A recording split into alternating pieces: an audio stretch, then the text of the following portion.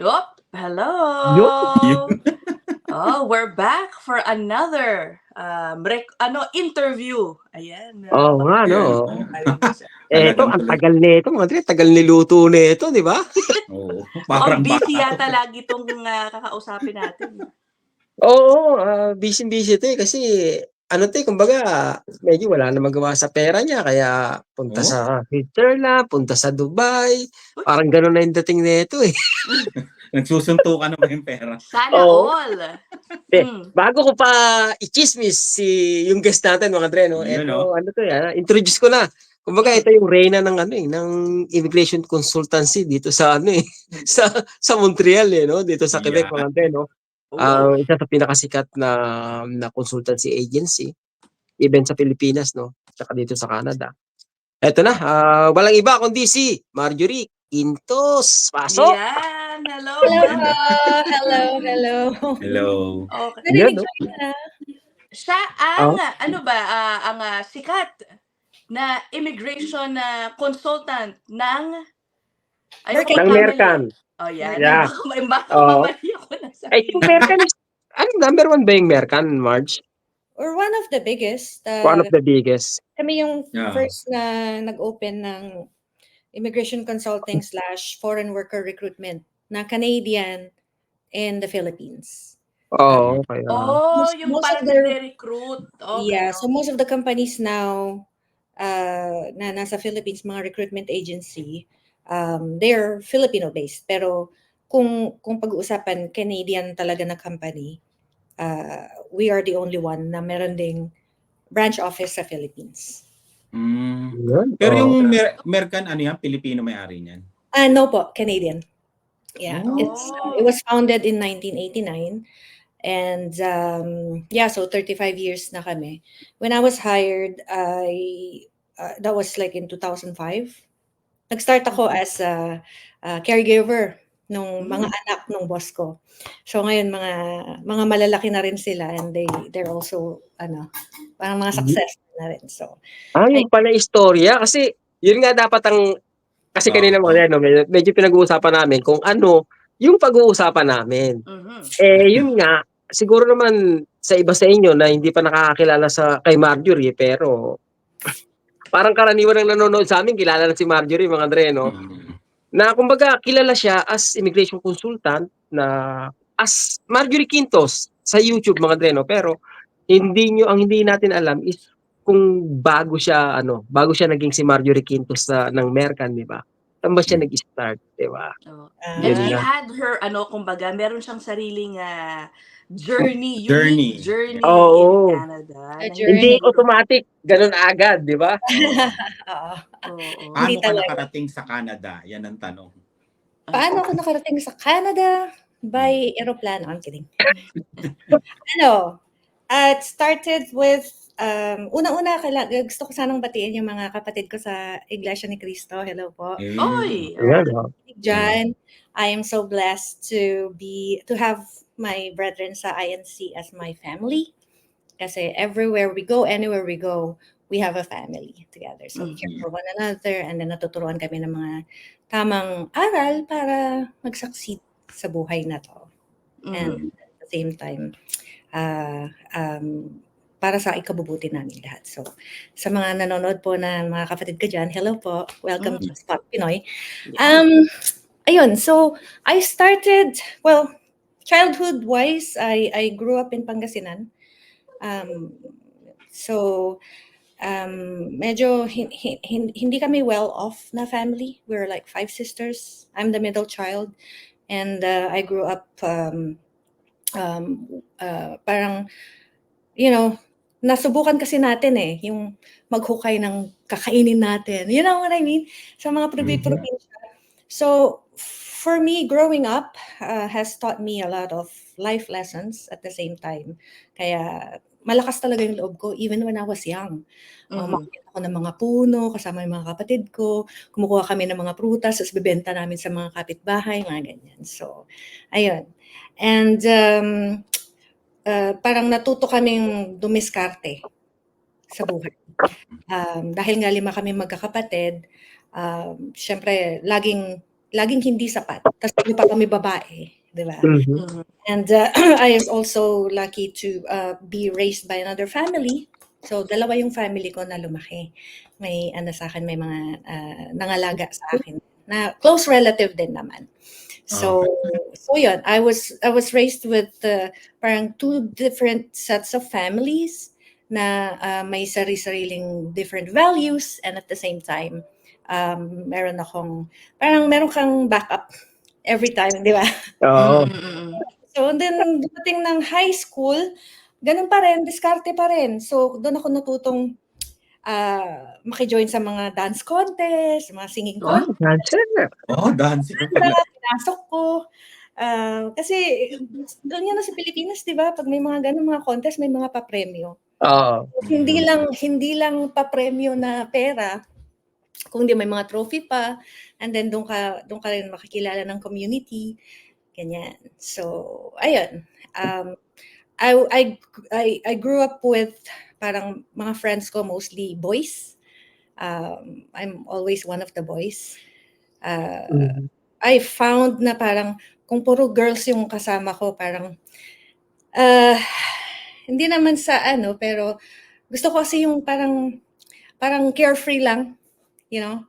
Ano gusto mo, hindi ka boboljakin ng mga kaibigan mong lalaki, o pare pa rin, o pare, halika. Ganun lang, di ba? Pero pag purong girls, parang, ay, kikay, mag-lipstick tayo. Ganun. So, ayun. And then college, I went to Manila to join my foster family as well. Kasi at that time, yung dalawa kong older sisters, they were already in college. So, I had to stop 1 year. And then, at 16, nakipagsapalaran na ako sa Maynila. Okay. So, I started working na.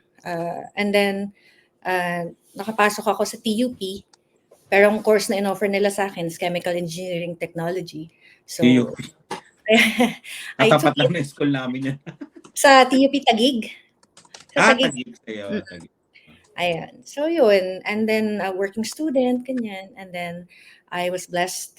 Eventually, before I graduated, I was blessed with a son. Ngayon, 22 years old na yung anak ko. So, nakagraduate ako ng Chemical Engineering Technology. I was 20 years old. Wow! Grabe. Yeah, accelerated kasi yung sa TUP. So yes, and I was also a mom, and then I eventually came into Canada through a relative that brought me here with all her kindness, and ayun, I started as a caregiver, as I've mentioned. So papalit-palit din ako ng employer. Hirap din nung time na yun kasi yung sponsor ko, pagdating ko, hindi na nila ako kailangan. So, kailangan mo maghanap ng new employer. Same as what's happening now na pwede pala yun? Pagdating mo ng Canada, wala kang employer, gano'n? Ano yung specific pathway, ma'am? Kung ano? Under the very old live-in caregiver program. Okay. Dati pa, no? That was my immigration journey, wherein maximum 3 years lang ang work permit na mabibigay sa'yo. So you have that 3-year timeline to complete 2 years para mag-qualify ka for permanent residency. Pag within that time frame, hindi ka makapag-apply ng PR, you basically lost your chance. Ganon yung old program dati. Nice. So, so paghahanap pa lang ng employer and yung pag-apply ng, dati LMO pa lang yung tawag sa LAMIA. And pagpalit ng work permit, naubos na yung time ko. I was short for 2 weeks to complete the 24. Kasi alam ko parang lumipas na yung 1 year and 2 weeks, hindi pa ako nakakaano ng employer talaga na meron. Yan. So yung dating program po pala, hindi ka required na merong employer before you can come in. Para ngayon ba, kailangan ba meron ka ng employer? Yeah, same as before. It's just that when I landed, wala na yung employer ko na nag-hire sa akin. Oh, They what didn't need happened? me anymore. So, Oh. time na yun, and around early 2000s, pagdating, release. Ganon. Ganon yung nangyari sa akin. Buti hindi kinancel yung, sabagay, hindi Oo nga, kinancel yung grabe. proseso. Well, knowing what I know now, they didn't cancel it kasi they also did a favor for my relative who asked for me to come here. Okay. Oh, okay. Hindi nila kinancel, pero pagdating ko, release agad. Di Which hanap ka pa ni bagong employer, ganun. I was in limbo for a while. Luckily, like I said, meron akong mga dito, relatives, Kapatiran. Yeah. mga kapatiran namin, tulong-tulong, ganyan-ganyan. So, ayun nga, doon ako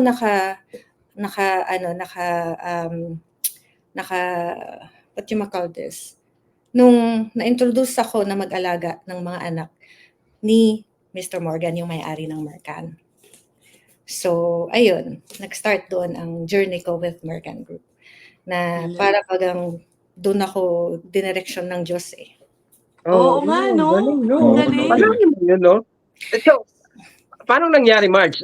Okay, nagyaya ka sa kanila, tapos eventually, pasok ka sa Mercan. So, paano dumating sa ganung sistema na, ano ka ba, inalok ka nila or nag-apply ka, parang ganon? Hindi, kasi actually, naghuhugas lang naman ako ng plato, pero alam kasi nila background ko, I was a chemical engineering graduate, tas nag-work kasi ako sa Caltex Philippines.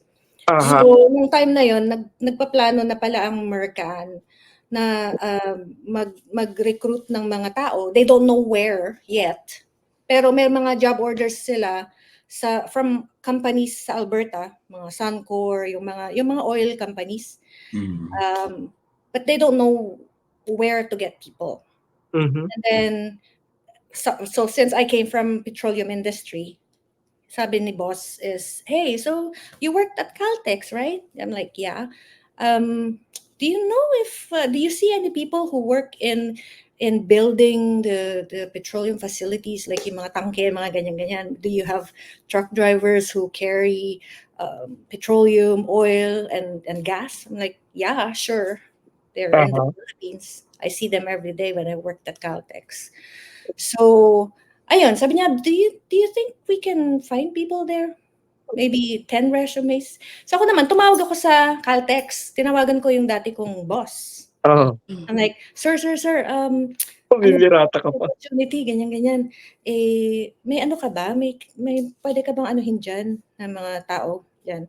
Ay, meron man. Sige, tayo ng mga resumes. So yun, mga welders, truck drivers, mga mechanics, mga ganyan. So, Aba. yeah, Oh, this was already anong year na yun? 2005, November. So I arrived ng May 2005. This is all happening ng November 2005. Wow, and that was her oo. first, siguro doon nakita ng boss, uy, ang bilis kumilos nito ah. Oo. Agad na Daming tao.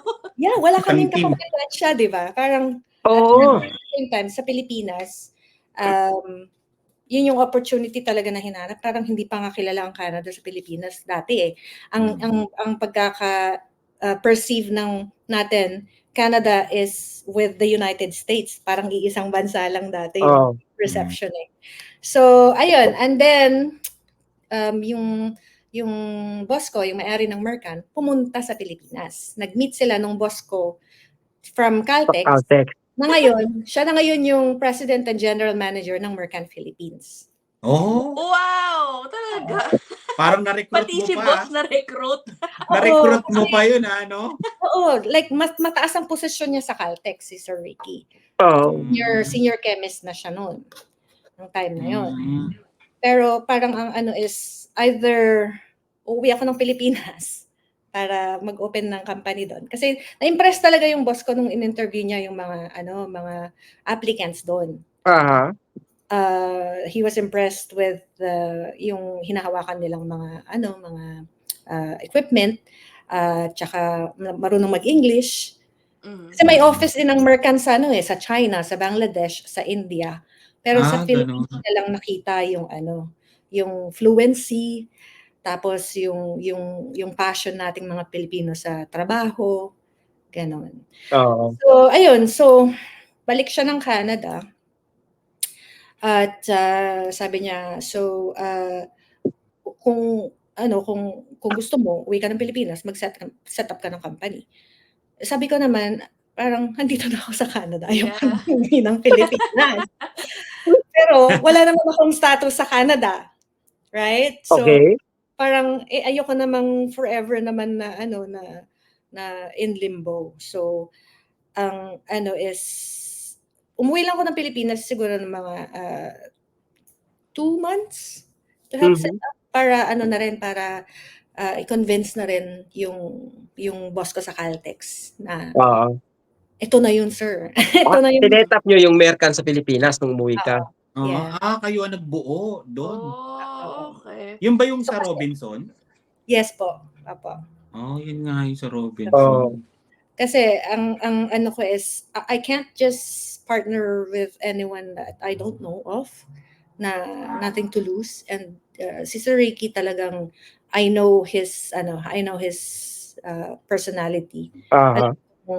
Integrity is very important to him. Yun naman yung hanap natin, di ba? Sa mga taong makakatrabaho natin. May integridad at saka alam nating pagsisikapan din nila. So, and he has 4 kids and his wife. So, parang pinag-usapan nila as a family, and nakita rin nila yung opportunity to immigrate to Canada rin in the next few years future. So, Mhm. ayun. And then, so sila yung naghanap ng office, sila yung nakahanap ng Mercan Philippines. And syempre, yung sa pag-a-apply ng license, kasi alam niyo naman sa Pilipinas, stricto talaga. Mahirap, no? EOEA. Yeah, medyo nahirapan kami nung una, but we hired the best lawyers in the country para ma-set up yung license ng Mercan Philippines. So yun, Oo nga. balik na ako ng Canada, and then Yeah. fast forward, yun na nga, alam ko nang ubos na nga yung time ko sa caregiver program. So nag-switch ako to student. Oh. Yun, oo. Nag-student ka? Nag-student ako. So, because I graduated na rin ng chemical engineering from the Philippines, nung nag-enroll ako dito sa Concordia University, I was accepted BS Chem, sa BS Chem, na na lang, parang siguro mga 3.5 semesters na lang. Mhm. Yung mga major courses na lang, mga biochem, mga ganun-ganun na. Mhm. At nung time na yon, this is going 2006 na, mga time na yon, you have, Nagme-Mercan ka na ron, Marjorie, di ba? Nasa Mercan ka na nagtatrabaho nun. yes, pero I'm like working for Mercan Philippines, just to make it, parang I'm living in Canada but working for Mercan Philippines. So, Oo. I was Mhm. getting consulting fees. Hindi ka na nagyayaya dun sa anak ng mga boss mo? Parang ng time na yun, lumalaki na rin sila. So, parang nung pumasok na ako sa Mercan, pumapasok na rin sila sa opisina. Parang ganun. Okay. Oo. 14 years old, ganyan. Yung isa 12. Tapos, yung maliit nila, naman, schooling na. So, technically talagang I was just there for mga ilang weeks lang eh. Ilang weeks lang talaga. Kasi Oo. summer yung time na yun. Yun lang yung time na kailangan nila hindi talaga sila naghahanap ng full-time na nanny. Kailangan lang nila for that summer. Inano ko lang. Galing mo ng pagkakataon, di ba? Oo. Oo, no? Salamat sa Diyos. Galing, no? Oo. Galing. Oh. Tapos, so, ayun. And then, nag-switch ako to student chemistry. At yung program ngayon na meron na rin noon yun, yung pwede kang mag-work while you're studying. Okay. Pero mas mahirap noon. Mas Bakit? mahirap noon kasi kailangan kang ma-maintain na average. Oo, para makapag-work ka off campus. So I was taking up chemistry, and I needed to maintain a GPA of 2 lang naman, which is average. Pero chemistry yun, di ba? So, tapos pumapasok ako sa Mercan. So, yun. And doon ako ng mga work experience. Tapos, nung na ako, siguro mga very close na para matapos ko yung chemistry, hindi ko na kinaya. Kasi ito na yung mga time na, papalusong na yung Mercan. So, busy-busy.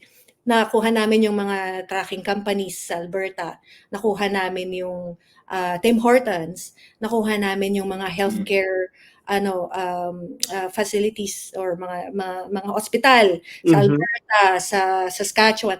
Kasi wala pa talagang kompetensya noon. So parang pag pumupunta kami sa iba't ibang lugar sa Canada to meet with employers, ang unan nga nilang question is, do Filipinos, do they speak English? Mga ganun. Oo. Hindi sila Oo. Filipino nung mga time na yun. So, kapag time ko na to present, I would say na, okay, so magsasalita ako, ganyan, this is what we are. And if you're asking if Filipinos speak English, they do, and I'm an example of them. If this satisfies you, then you should recruit Filipinos. Ganon. Aha. Yan. So, Tama pala yung pasok mo dun, no? Oo, no? American, no? Meant to be talaga. Alam mo, Oo, naniniwala oo, talaga no? ako, di ba? oo. Yung dati, kasi, puro, yung actually, pag gumagawa ako ng project plan dati, puro, dinodrawing ko lang ganito. So pag sinabi ni Amo na, okay, we have this request for proposal from Saskatchewan Health Region, for example. Maggawa ka ng flow, how we can bring Filipino nurses. Ganon. So, check ko, okay, what's the licensing requirements? At tapos ibabangga ko, accredited ba yung nursing degree sa Philippines? So then I contact the regulatory body sa Saskatchewan, and then we do test cases. Siguro we start with 5 and then 10, and then pag napatunayan na, boom, present na to sa mga employers.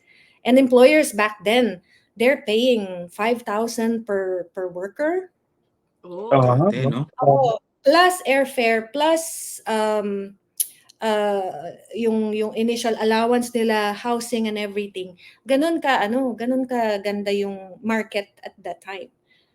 Until it started to be abused by, So then from we started Mercan Philippines to present, we've deployed at least mga 15,000 Filipinos to Canada. Grabe, no? So we started with 15 resumes to 15,000 Filipinos. And so what we do is talagang strict yung policy ng Mercan to take only applicants that would qualify for PR in the future. So ayun, so dun sumuko na ako talaga sa schooling. So ang ginawa naman ng Mercan is they wanted to keep me full-time anyway. Ayun, in-applyan ako ng LMO. Tapos nag-apply na rin ako for permanent residency through the Quebec Skilled Worker Program at that time, where my point system, merong need to know how to speak and converse in French. Marunong ka na nun? Oo, kasi nung nag-aral ako sa Concordia, kinuha ko talaga yung French as an elective. Okay. So nung natutunan ako ng mga vocabulary na ganyan, tapos syempre may mga lawyers, immigration lawyers na sa Mercan, right? I was already working there.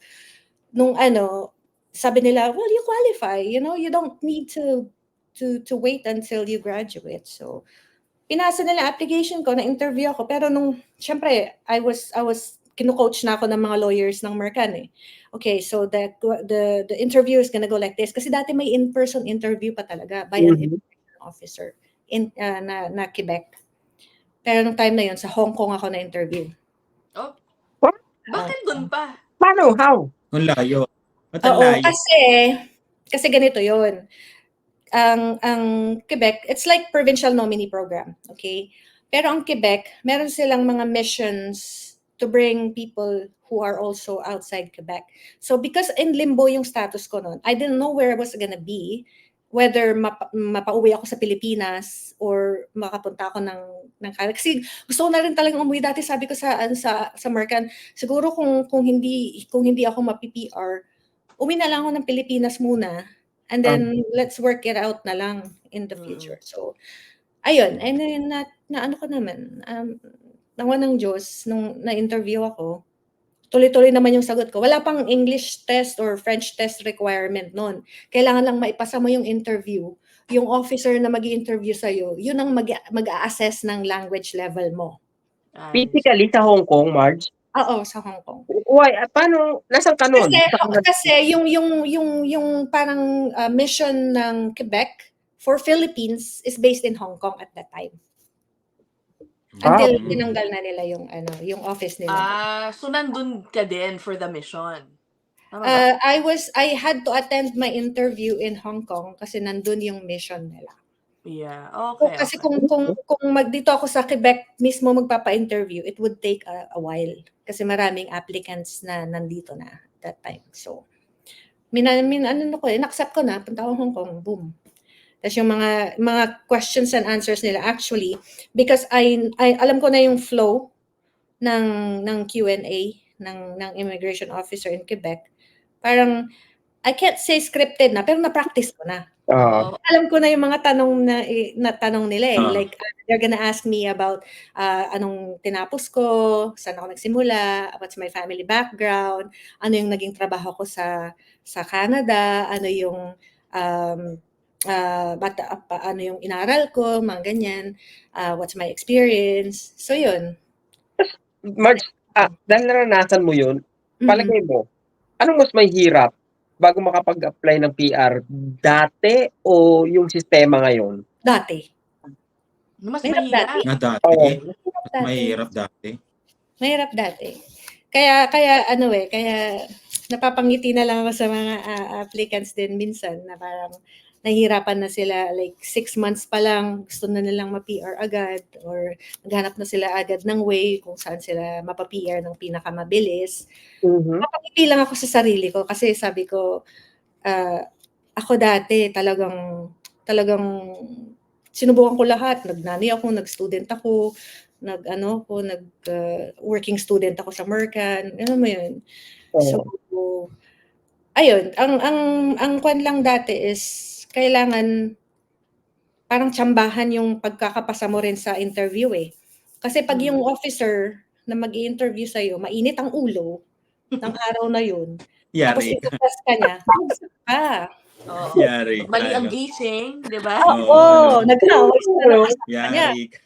Kaya inalis na yung protocol na immigration officers interview applicants to their language. Kaya lumabas na yung mga IELTS, ganyan, CELPIP, education. Okay. Ayun. So nung nagkaroon na ako ng LMO, tapos at the same time nagkaroon na rin ako ng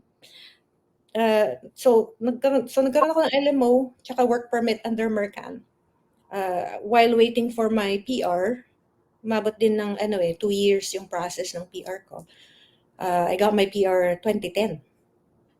I got here in 2005. 5 years ang processing hanggang nakuha ko yung PR ko. Tagal, no? 5 taon, no? Immediately. Sorry, go ahead. Yeah, immediately after kong gumraduate, ayun, pinag-aral na ako ng Mercan. Kailangan ko na daw mag-aral kasi pagod na yung mga lawyer namin kasi parang hindi nila masabayan yung pagkuha ng tao sa Pilipinas, tapos yung yung PR, parang gano'n. So, sila, parang kailangan mo na mag-license, kailangan mo na mag-aral. So, nag-aral na ako ng immigration consulting ng 2010. Yung inaral ko was online. It lasted for a year. Na-accept ako kasi I already had the experience eh. Yeah. So, endorsement. Kasi nandito ka nun sa Quebec, Marge hindi ba kailangan okay, marunong ka mag-French. Ano ba, Francie ba yung kurso dahil nandito ka sa Quebec? Hindi. May ano naman eh, yung national na license is okay. Oo. So I could practice anywhere in Canada with that license. Ironically, so kumuha ako ng nung time na gumraduate na ako nakuha ko na yung national license ko, yung RCIC na license, is nag-require naman na ang Quebec ng separate na license for Quebec only. Nung time na yun, nakalimutan ko na yung French. Swerte pa rin, no? Talagang destiny talaga to, destiny. Destiny talaga. Oo. Paano ba yung sistema ng licensing nyo? Nag-ano ka ba? Paano yung parang lifetime na yung lisensya nyo? Ganon? Ay, hindi. Nagre-renew. nagre-renew kami tapos kailangan may Knowledge. good standing ka. So if you violate something, pwede nilang tanggalin yung parang doktor din eh. Pag nagkaroon ka ng malpractice, pwede kang mawalan ng lisensya. Pag nagkaroon ka ng criminal record, mawalan ka ng lisensya. So, ayun. Parang pag may complaint ka, gano'n, okay lang yan. Pag may complaint na hindi mo ma-resolve or so magkaiba yung license na yan eh. Yung license ng immigration consulting, tsaka iba rin yung recruitment license. So, okay. Not all recruiters are licensed consultants and not all consultants are licensed recruiters. And in most part, Mercan and also for myself also, dual yung license namin. Dalawa. I-share natin pala itong YouTube account ni Miss Marjorie. Ayan follow nyo rin siya. Konti na lang yan mga Dre, kay Konti Marjorie. na lang yan. 96,000 plus na. Hindi nga ako nagpo-post in the last 2 years? Parang malapit na magka-plaque ito. Bago niya lang yung content niya para makuha niya na yung silver play button niya. Tinatago ko kasi yung mga luma na, yung mga outdated na At saka hindi ako masyadong naggagawa ng content na next month iba na naman expired. Okay. Iniiwasan mo bang gumawa ng content dahil sa pabago-bago ngayong lumalabas na policy ng Canada, Marge? Hindi sa iniiwasan dahil doon sa pabago-bago. Kailangan kasi pag gumagawa ako ng content for myself, ang goal ko is para maintindihan ng mga viewers yung mga programs para makaiwas sila sa scamming. That's all there is right now. Kasi kung ang tanong is, ginagamit ko ba yung platform ko to recruit for Mercan? I don't need to do that. We have more than enough applicants na nag-a-apply sa Mercan talaga from Philippines pa lang so kapag gumawa ko ng content kailangan yung kahit mga 1 year siyang naka-post andun pa rin kumbaga pa rin yung mga sinasabi ko doon at saka para iwas na rin sa sobrang daming editing at saka di ba alam mo naman Kuya Rice ang hirap mag-create ng content na kasi gusto mo pag nag-post ka yung masaya ka rin sa content mo. Naman syempre. Diba? Ayun. And then sa trabaho ko din ay pinapadala ko ng iba't ibang bansa ng Mercan. Kasi like may mga offices nga kami sa iba't ibang bansa. So, nung 2017, pinag-open ako ng office sa Dubai. Kasi puro na lang Filipinos in the Philippines. Ang daming nag-a-apply sa Mercan Philippines na galing sa abroad. And mas international yung experience ng mga nasa Middle East. Kaya may kumukuha pa ba sa Pilipinas, Marge? Parang sa tagal ng maproseso ng papel doon, ayaw na nilang kumuha sa Pilipinas. Can you give us a comparison? Kung gaano kahirap o kadali ang processing ng mga dokumento for deployment of OFW sa Pilipinas compared to other countries?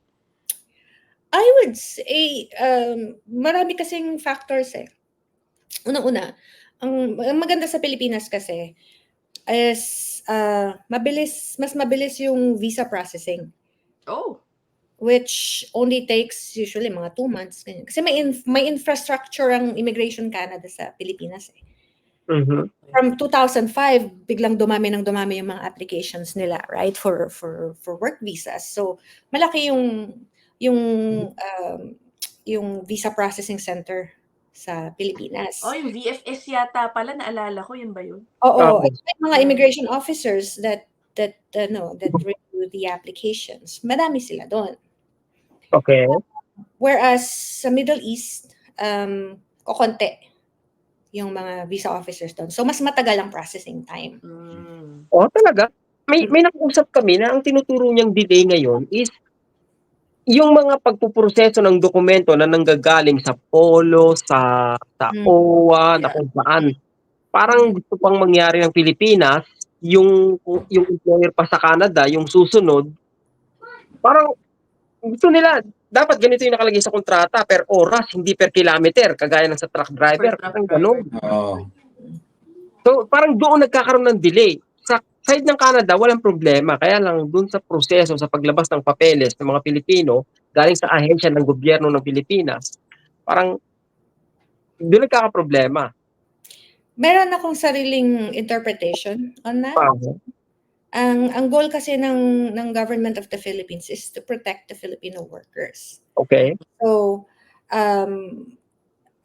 unfortunately, may mga experience na kasi ang government ng Philippines sa mga Filipino na na-abuse, na disgrasya, tapos walang liability yung employer kung sinong magpapauwi ng Filipino, yung katawan, halimbawa na may namatay na Filipino overseas. So sagutin ng ng embassy of the Philippines in that country.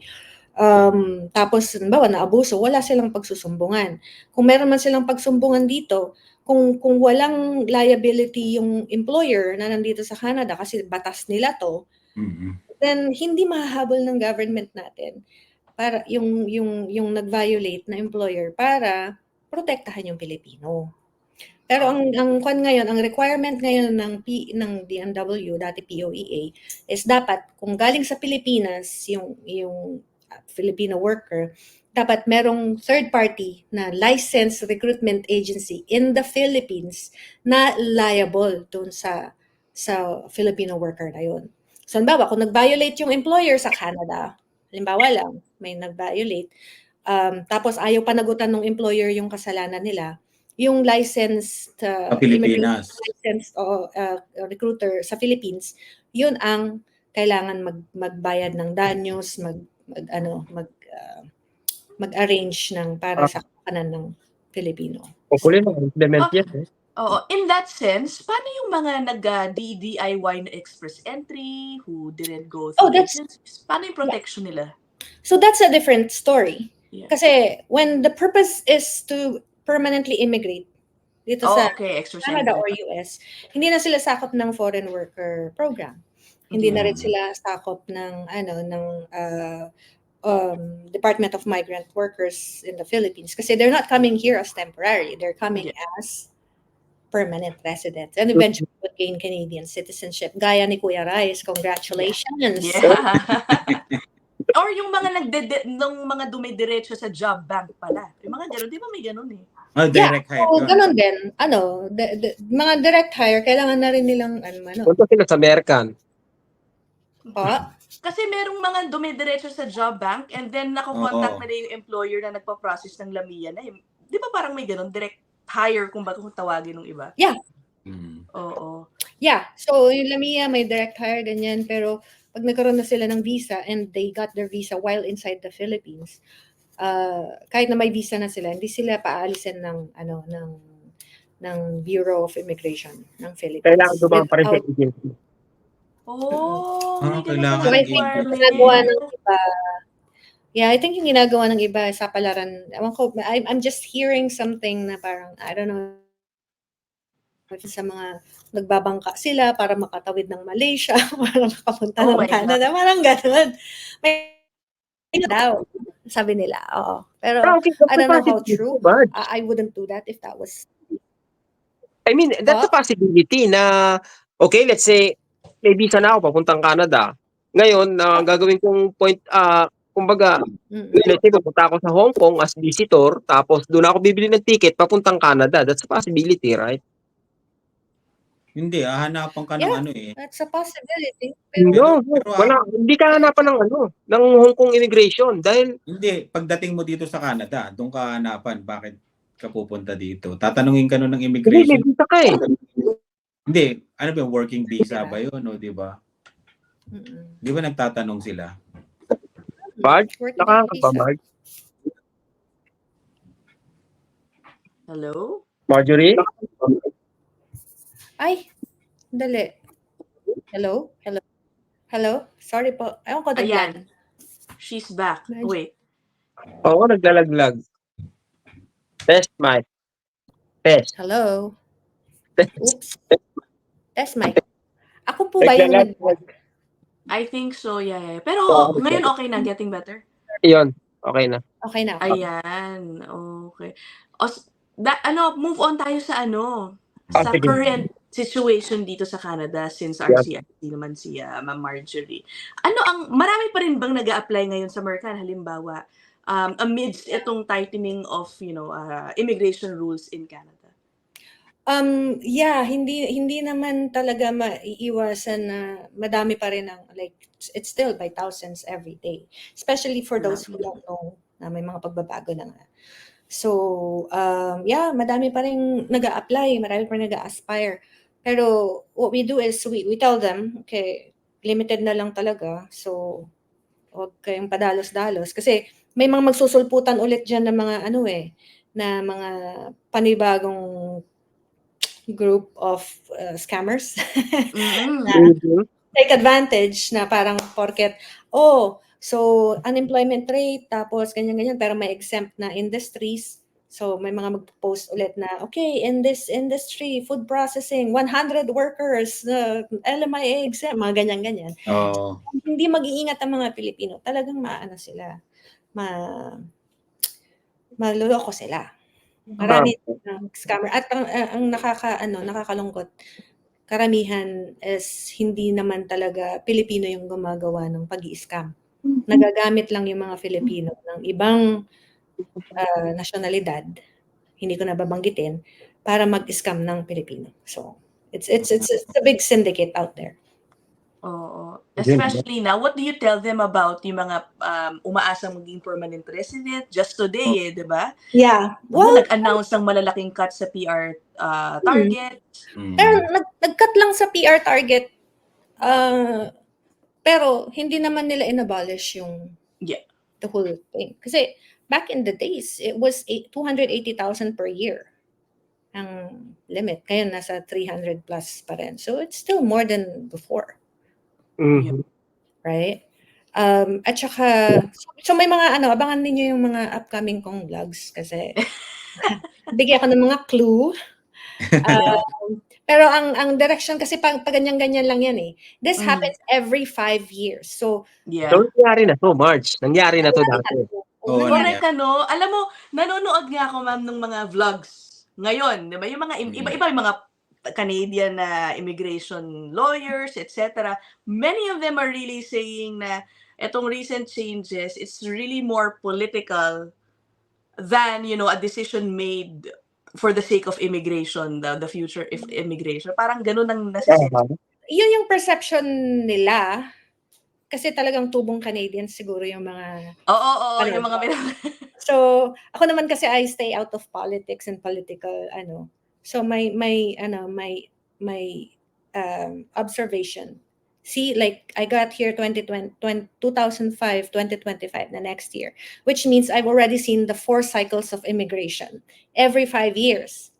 So nangyari na ito ng 2005, 2010, 2015, 2014, and ngayon 2024. So, nagtaon ba election dito? So ano yung cycle? Tell us the cycle that you observed. So, okay. Ayan, sumandal na si Kuya Rice. Sandali lang, mag-ano lang ako dito. So, okay. So, dito ko lang to i-share. Yan. Maganda. Exclusive. Exclusive information sa mga viewers po ng Spot Pinoy. Ayan. Let's compare Canadian immigration in 2A dam ng tubig. May dam. Masyadong technical yung dam. Ganito na lang. Okay. Let's say, when a door closes, something else opens. Ganun lang yan eh. So when that door opens, you have to be ready kasi mag-uunahan na naman yung mga magka-qualify dyan. Okay. Pero, kung politika ang pag-uusapan, meron katotohanan yun.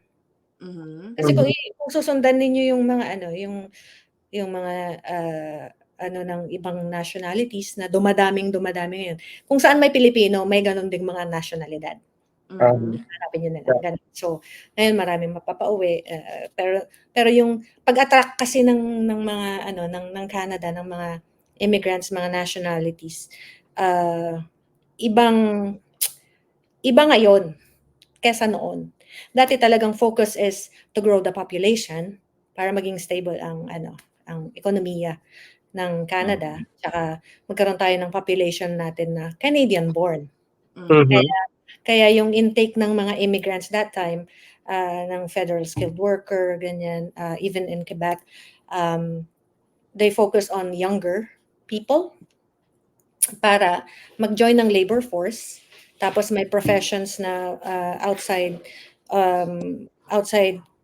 Canada, pero magagamit nila dito. Ganun. So, anyway, the point is, dumami ang foreign workers dahil pinayagan ng government. Dahil kung hindi sila papayag, yung mga business owners na Canadians ay hindi boboto sa kanila. Kasi gano'n lang yan tulungan lang din naman Yeah, now, diba? okay. Kasi ang politika dito sa Canada, hindi yung bibigyan mo ng pera yung mga voters mo, hindi. Hindi, no. In terms of pagsuporta sa pangangailangan. Kasi mga dito, mga may integridad ang mga dito, mga tao, 'di ba? So, ganun sila nagtutulungan. Okay, para mag-improve yung businesses ninyo, yung mga malalaking chains, ganyan, mga factories, ganyan, or even the small towns, sige, pwede kayong mag-hire ng foreign workers. Kasi kung wala talaga kayong ma-hire, like punta ka sa mga smaller towns, sa dulo ng Yukon, Northwest Territories at saka ng Nunavut, kung wala talagang populasyon, wala ka talagang maasahang Canadians to fill the jobs, 'di ba? So yun, pumayag ngayon ang Canada na mag-bring na.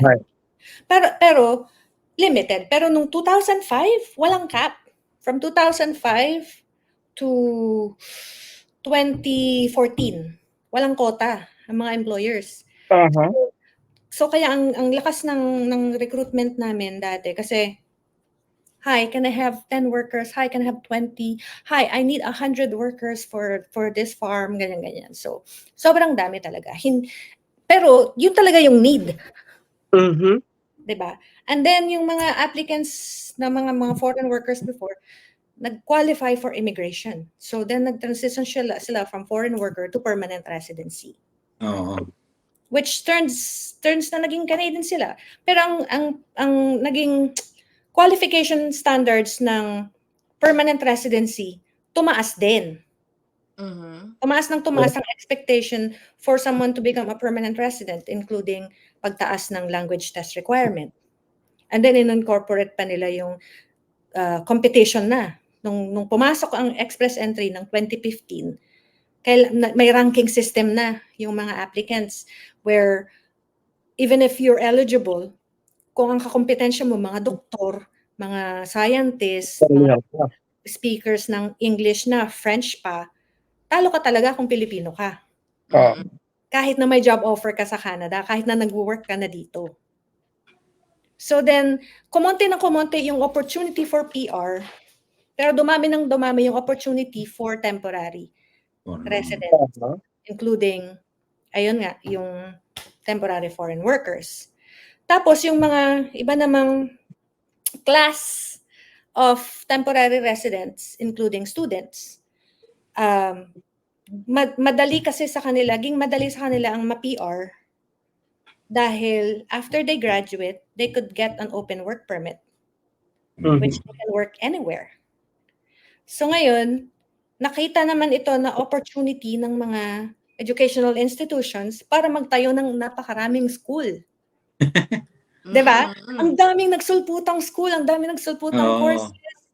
So, kung sa ating mga Pilipino, alam ko yung mga nag-i-study dito, their purpose is also to gain permanent residence. Yan, kasi yun yung naging choice ko nung time na yun I switched to a student. Kasi dati pa yung option na yan, Marge, na estudyante magiging PR eventually. Yeah. Dati na yun. It's just, naging very vast, masyadong by hundreds of thousands na yung pumapasok na Kaya nagsimula. kasi After binabaan ng pandemic yata. yeah, but before that 2017 2017. Paano na? binabaan May influx na.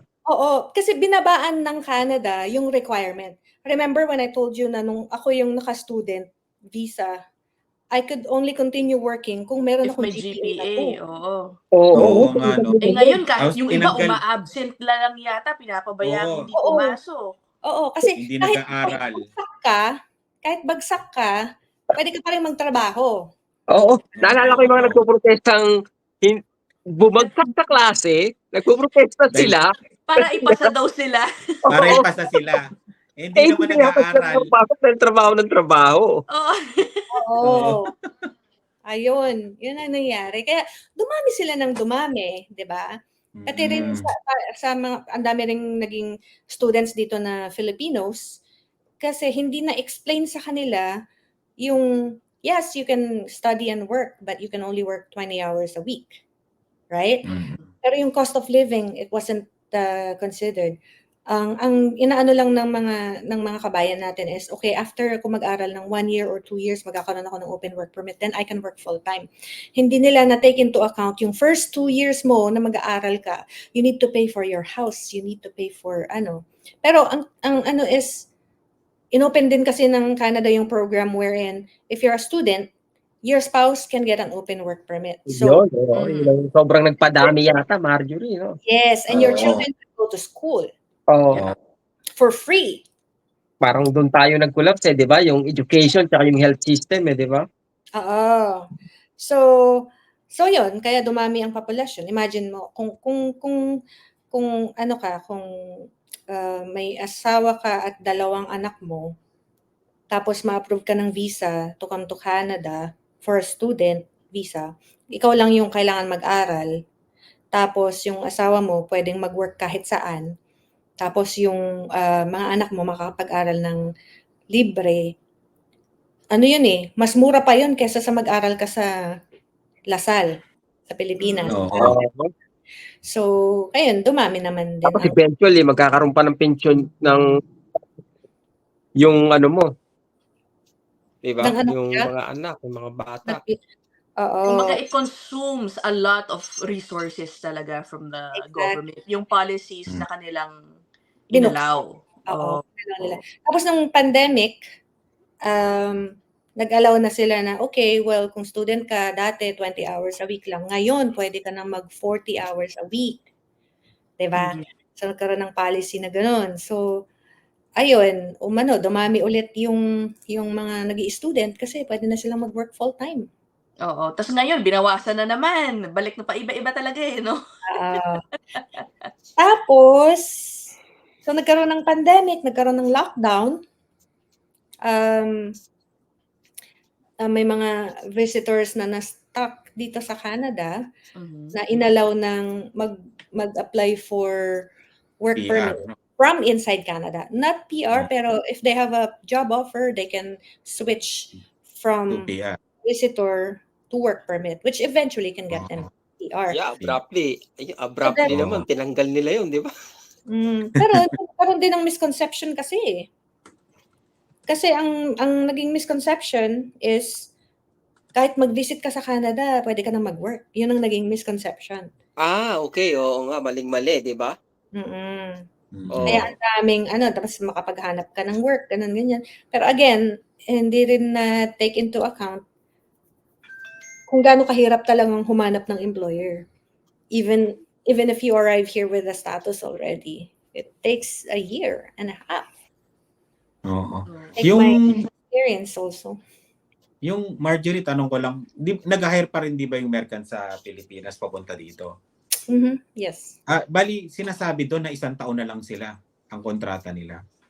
Opo. Talagang pagka 1 taon, talagang uwi na pagka ganun. Right. Ganun na Oo, talaga. hirap Ah, talaga? Ganun na? Except if do you also recruit for high wage? Yeah, 'di ba may high wage, low wage. Oo. Do you also recruit for high wage positions? Yes po, we do. Oh, And we ayun. also recruit for direct PNP, which I'll explain in my other vlog, which bypasses the need for a labor market impact assessment. Yun, Yun, panoorin niyo yung vlog. direct to PR naman yun. Yung mga yun. Eh, Kasi mas yun yung maganda mas kung pwede yun. mahahaba at least yung Mm. stay nila Oo. dito. Yeah, yung iba nga landed immigrant na pagdating eh. So Oo. we don't have that problem.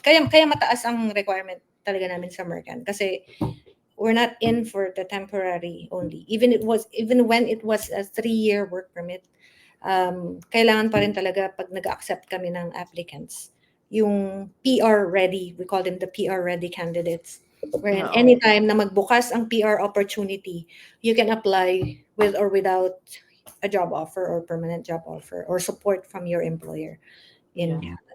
So How do you deal with, I'm sure may naririnig kang mga criticisms, especially from the locals, yung mga mismong Canadians, na itong mga recruitment agency to, recruit pa rin ang recruit, alam namang nagkakaproblema na dito sa Canada because it's a complaint, di ba, of yung mga taga dito, na inaagawan nga daw sila ng mga trabaho. What do you tell them? well, for me, personally, hindi ako affected kasi hindi naman talaga kami nagre-recruit ng massive. Sobrang dami, ng more than what we get the job order. Pero, it's their perception eh. We can't prevent them. Kasi ako rin na-experience ko yan eh. Yung mga kabataan ngayon, mga kakilala ko, mga 14 years old, 15, 16, mga nagtatry silang mag-apply sa Tim Hortons to get into a job. Kahit sabihin natin mga tamad talaga yung mga kabataan ngayon, they still need to find a job. Kasi paano mo matuturuan ang bata na maghanap ng trabaho kung wala talaga siyang mahanap? Okay. So, March, may tanong ako sa... Ay, sorry. Go ahead, Bryce. Sige. Ito, may tanong lang ako. Kasi mula nung nag-start ka sa Mercan, okay? From the very first day, hanggang ngayon, ano yung trabaho na hindi nawawala na laging hinahanap ng employer nyo? Sabihin ko ba? Oh. And exclusive to Okay. Kaya lagi kong inaano to eh. Kaya ito yung naging business ng Mercan from day one until now. Truck drivers. Not Malakas only talaga. truck drivers, pero long-haul truck drivers. Yung mga kagaya nila Pinoy Trucker that travels they're away 2 weeks from home. Hindi yung mga city drivers lang na truckers. Next, fast food workers. So ever since meron na yan? Yeah. Hanggang ngayon? Hanggang ngayon, no? Yung tanong ni Kuya Rice is, ano ba yung mga from start to now na in demand, right? Oo. So, Yung pa rin. Meron pa rin. Yung pa rin in demand. Mga fast food workers, truckers, healthcare, of course. Nito na lang nag-start yung mga need for manufacturing workers eh. Mga planta-planta. Yung butcher, March, nag-hire ba ka nag-aano kayo ng ganon? Yeah, meron kaming malaking client sa Alberta at saka sa BC na meat packing company. Yeah. Pero yun nga, so ngayon may quota na which doon na magkakaroon ng issue pag time for renewal na. Tapos problema na. PR. No. Either maligwak ka or kasi wala ka nang malilipatan talaga eh. Parang tinamaan yung March, parang tinamaan ng ano ba yan, yung low wage stream yung yung nasa fast food. Yeah. Sa pool, no? Kasi sumobra sila ng hinire. Pero sa mga clients namin sa Mercan, hindi talaga namin pinasobrahan. Pag nagko-consult ako ng employer, minsan sabi ng employer, gusto ko ng 10 ganito na posisyon. 10 talaga. Pilipino. Hindi, 10 Pilipino sa isang location. Kami mismo yung nagde-decline. We advise them na sobrang dami. Ikaw lang din mahihirapan in the future. Kahit na willing kang, yung mga employers kasi na tinitake namin, mga willing talagang magbayad ng airfare, ng government fees, ng Basta yung mga legit talaga na employer. Kasi may mga employers din na nag-take advantage eh. Nagbebenta ng job offer. Pero sa circle naman ng Mercan, wala namang ganun na employers. Anyway, mga employers na talagang desperado sa workers that they want as many as 10, 20 sa isang location. Inaano namin sa kanila, ini-instill namin sa kanila na anong gagawin mo sa workers mo pag bumaba ulit yung quota. Kasi dati walang quota. Tapos lang 2014, ginawa nilang 20%, tapos ginawa nilang 10%, tapos ginawa nilang 30%. Tapos ngayon back to 10. 'Di ba? So yun like I said, it's a cycle.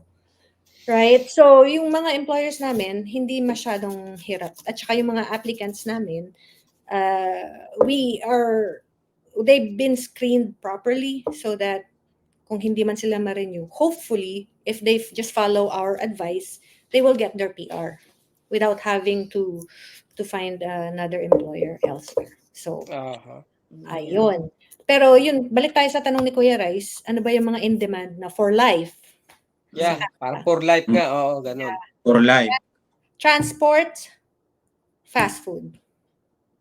Fast food Talaga ba? talaga, no? Fast food, no? Fast food. Kasi ano yung paano ba yung fast food, Marge? Pagdating sa Pilipinas, dapat ba may posisyon ka, nasa supervisor ka to manager, parang ganun, manager, para no? makapag-apply ka? From top to bottom naman yun. Cooks. Nagka-hire ba kayo kahit sabihin natin, okay, service crew na ako sa Jollibee. Actually, 5 years na ako doon eh. Pwede na bang experience yun kahit wala akong posisyon? Kung yun lang yung position din na job order din namin. Yeah. Okay. Pero Kasi, syempre, yeah. Hindi rin kami nag-over-hire kasi pag overqualified din naman yung applicant. Pag sobrang overqualified, hindi rin tinatanggap ng Immigration Canada. No? May ganun pala, no? overqualified. Do you post your availabilities on the Facebook page? Ito yung Yan ba yung Yan, this one. Yan. Yes po. Yeah, we post our job orders there. Yan. Pero mind you, may mga nagki-create ng Mercan Canada Employment Philippines, nire-repost nila, tapos ginagaya ng scam, no? Opo. Tapos, yun. Sige. Guys, baka dun sa mga interesado o curious, puntahan nyo na lang legit, to. Legit Facebook nila, yan 663K. Yan, likes. Oo, yung maraming followers. Oo. Ayun.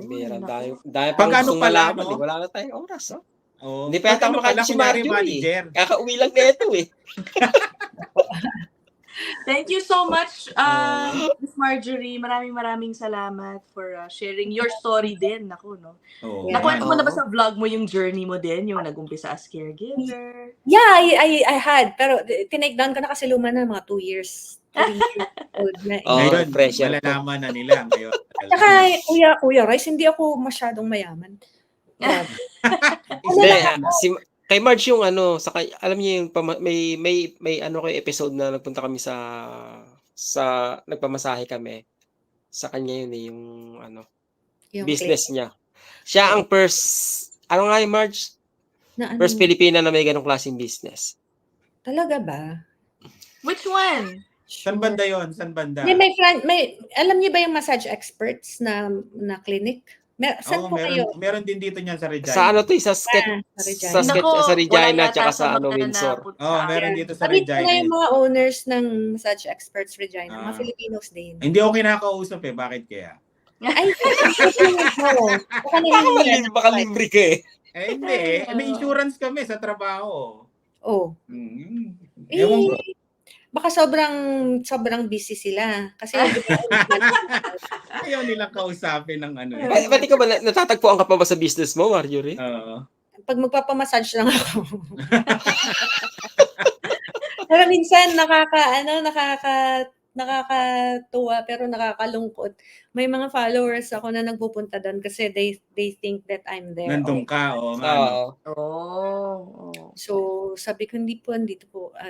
Kasi dalawa yung tatamaan nila makakapagpamasahe na sila, makakapagpa-picture pa sa'yo. Makakapagpa-picture pa. Oo nga. Yun. sabi ko minsan pag pero minsan may mga nagpapabook na, ma'am, follower, and then sinasabi nila sa reception na pakisabi po kay Miss Marjorie, punta kami dyan, follower niya kami. So, yun, mga sinasadya ko naman talaga. Basta as long as alam ko naman. And I'm massage expert, mga Dre, no? Search nyo lang. Saan ang location mo, Marge? Dyan sa may Cartierville, dito sa Montreal. Pero tatlo yung franchise dito. Yung isa yung sa atin. Sa inyo. Oo. O, di ba? Ayun. Okay. Punta kayo doon. Baka si Rice makita nyo rin doon, no? Yung mga... Isang beses pa lang ako nakapag-musahe. Ay, nako. Anyway, thank you so much, ma'am. Thank you, Marge. Salamat, ha? Oo. You're very welcome. Pabilis ng oras, pambira. Ang daming informasyon to. Kung hindi nila tinapos yung video, hindi nila malalaman yung magandang informasyon. Kaya kailangan... yung pinakamagandang part, diba? Oo, kaya kailangan tapusin nyo lagi yung... Hindi, kasi naitanong ko yung Marge, yung klase ng trabaho. Kasi nga, sabi ng pinsan ko, gusto ko mag-Canada. Tulungan mo ko, kuya. Total citizen ka na dyan eh. Ha? Parang ganun-ganun lang eh, no? Ano ko yung laman? Di ba? Na citizen ako dito. Mahirap. Yung ganon. Kaya, sabi ko, para makapag-Canada ka, dapat may skills ka. Di ba? O may pera ka. Minsan nga, kahit may pera ka, hindi uubray, di ba? Skills din ka doon eh. Dinanas ko yan with my family din eh. Kasi, lalo na, ito, immigration na. Siyempre, mas tatanungin yan. Saan ka nga pala sa Pangasinan, Marjorie? Alcala. Alcala. Pangasinan ka rin, Mark, di ba? Bulinaw. Ilocano sa... Ilocano rin ako. Yan. Iyan, Okay, let's end this episode here. Guys, napa-extend na Marge, tayo. thank you. We appreciate your time, ma'am. Thank you so much. Akala ko nga pagod pa yan. Pagod pa yan. Pagod pa yan, no? Kumain ka na nakakaya. Oo, kakauwi lang daw yata, no? Okay, that's it for episode 55 of Spot Pinoy. Maraming salamat, everybody. Salamat. We'll see you guys in the next one. Thank you, Marge. Thank you. Naman sa akin, Kuya Rice. Picture naman Sige. Sige, okay, bye-bye. Oy, ano ba? Huwag mo na alis. Ay, puputulin lang natin yung recording. Bye! Bye!